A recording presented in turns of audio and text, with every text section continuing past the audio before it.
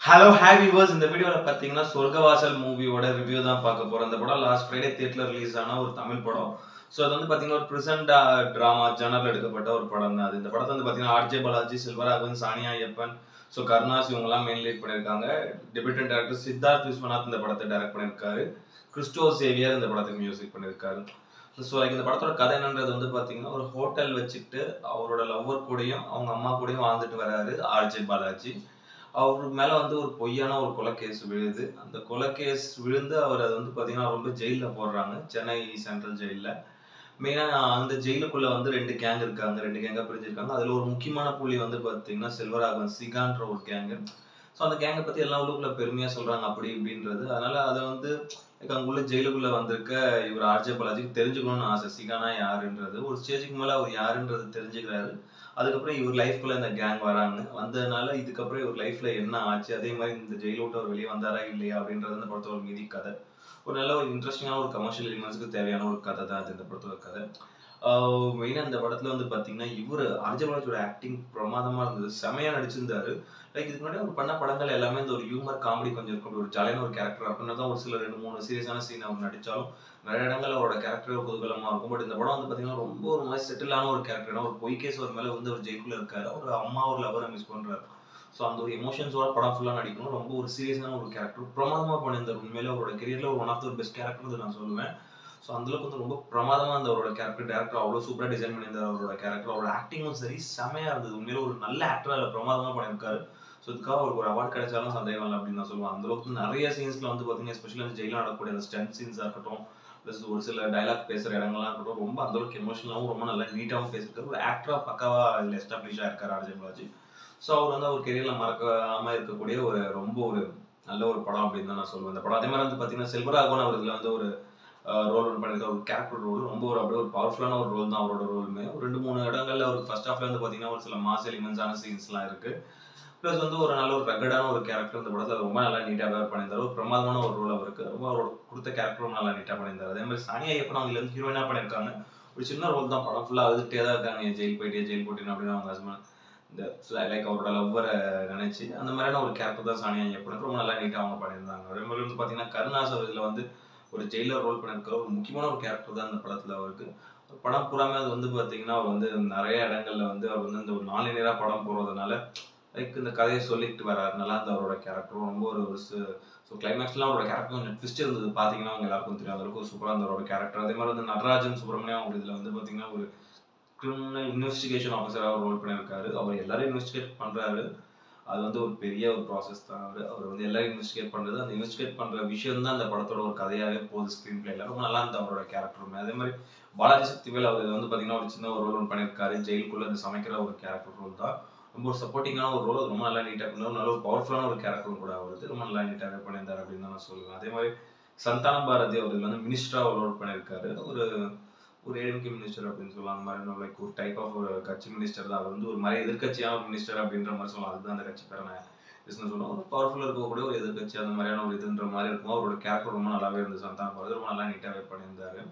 அதே மாதிரி அதுக்குள்ள இன்னும் 2-3 எம்எல்ஏ எம்பி அப்படின்னு ஒரு சில கேரக்டர்லாம் உள்ள வச்சிருக்காங்க. அவரோட கேரக்டரும் நல்லா இருந்தது. மெயினாக அதில் வந்து பார்த்தீங்கன்னா ஒரு ஒரு பையன் நடிச்சிருக்கான். அந்த பையன் வந்து பார்த்தீங்கன்னா ஒரு திருநங்கையா நடிச்சிருக்கான். ஒரு கேரக்டர் ரொம்ப நல்லா இருந்த அந்த பையனோட கேரக்டர் பெரிய ஒரு ஃபியூச்சர் இருக்கு அப்படின்னு சொல்லலாம்.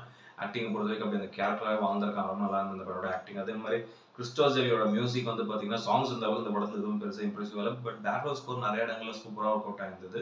ஒரு நல்ல ஒரு சவுண்ட் எஃபெக்ட் இருக்க தேட்டரில் பார்த்தீங்கன்னா அதை ஃபீல் பண்ணலாம். ரொம்ப ஒரு நல்ல நீட்டான ஒரு பேக்ரவுண்ட் ஸ்கோர் இந்த படத்துக்கு. அதே மாதிரி வந்து பார்த்தீங்கன்னா பிரின்ஸ் ஆண்டர்சனோட சினிமாட்டோகிராஃபி இந்த படத்துக்கு ஒரு பெரிய ப்ளஸ். ஏன்னா படத்தோட ஜனரே ஒரு பிரிசன் த்ரில்லர் ட்ராமா ஜேர்னல் எடுக்கப்பட்ட ஒரு படம் அப்படின்ற மாதிரி பார்த்தீங்கன்னா இந்த ஜெயிலுக்குள்ளேயே சுற்றி தான் நடக்குது. நிறைய இடங்கள் அந்த ஒவ்வொரு ஆங்கிள்ஸ் லைக் அந்த ஜெயிலில் சமைக்கிற இடம் வந்து ஜெயிலுக்குள்ளே அவங்க தங்கியிருக்க இடம் ப்ளஸ் அந்த வெளியே இருக்க இடம் அதெல்லாம் ஒவ்வொரு ஷார்ட்ஸுமே ரொம்ப நல்லா நீட்டாக சினிமாட்டோகிராஃபி பண்ணியிருந்தாரு. பிரமாதமாக அந்த ஒரு சினிமாட்டோகிராஃபி அதுமாதிரி செல்வா ஆர்கேயோட எடிட்டிங் அந்த படத்துக்கு ஒரு பெரிய ப்ளஸ். ஒரு 2 மணி நேரம் 10 நிமிஷத்துக்குள்ள ரொம்ப கிறிஸ்பாக நீட்டாக கட் பண்ணியிருக்காங்க. ஆடியன்ஸ்க்கு எங்கேஜிங்காக படம் என்னதான் ஒரு 4 இயர் ஸ்க்ரீன் பிளேல போனாலும் ஒரு ஆடியன்ஸ்க்கு எங்கேஜிங் அப்படி ரொம்ப நல்லா நீட்டாக கட் பண்ணியிருந்தாரு.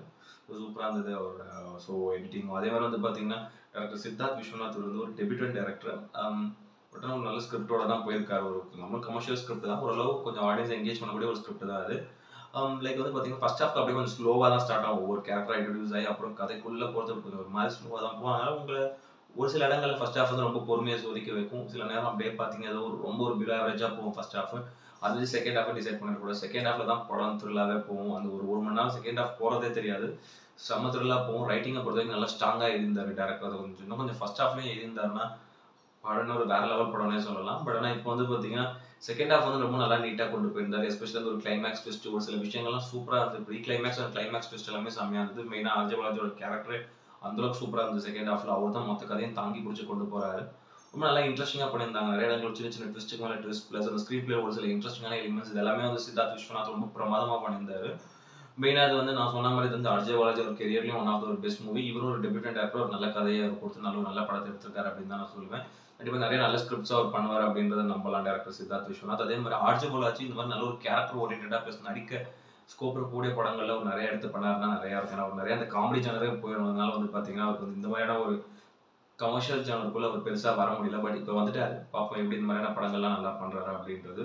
ஒரு நல்ல ஒரு நீட்டான ஒரு வாய்ஸ் தான். கண்டிப்பா தியேட்டர்ல போய் பார்க்கலாம். படம் மெயினாக வந்து பார்த்தீங்கன்னா ஏ சர்டிஃபைட் படம் அப்படின்றனால வந்து நிறைய ரத்தம் தெரிக்கிற சீன்ஸ் தான் அதிகமாக இருக்கு இந்த படம். அதனால வந்து ஸோ குழந்தைங்களோட போய் பார்க்க முடியும். ஒரு மிடில் ஏஜ் பர்சன்ஸோட அதுவும் ஃபேமிலியோட போய் பார்க்கலாம்.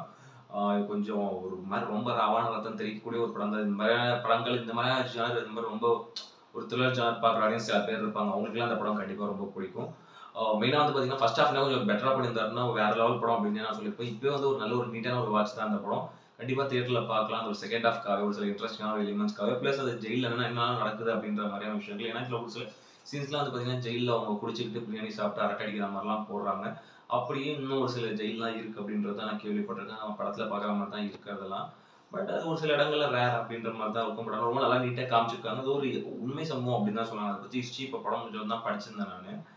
அந்த அளவுக்கு வந்து நிறைய ஒரு சில விஷயங்கள்லாம் உள்ளுக்குள்ள இருக்கு. அதனால இது வந்து பார்க்குற ஆடியன்ஸ்க்கு கண்டிப்பா புரியுற மாதிரியான ஒரு ஈஸியான லீனியர் பேட்டர்ன் தான் ஸ்க்ரீன் பிளே. ஆக்சுவலி நான் லீனியர் பேட்டர்ன் தான் ஸ்க்ரீன் பிளேயர். ஸோ அதை வந்து ரெடி பண்ணியிருக்காங்க.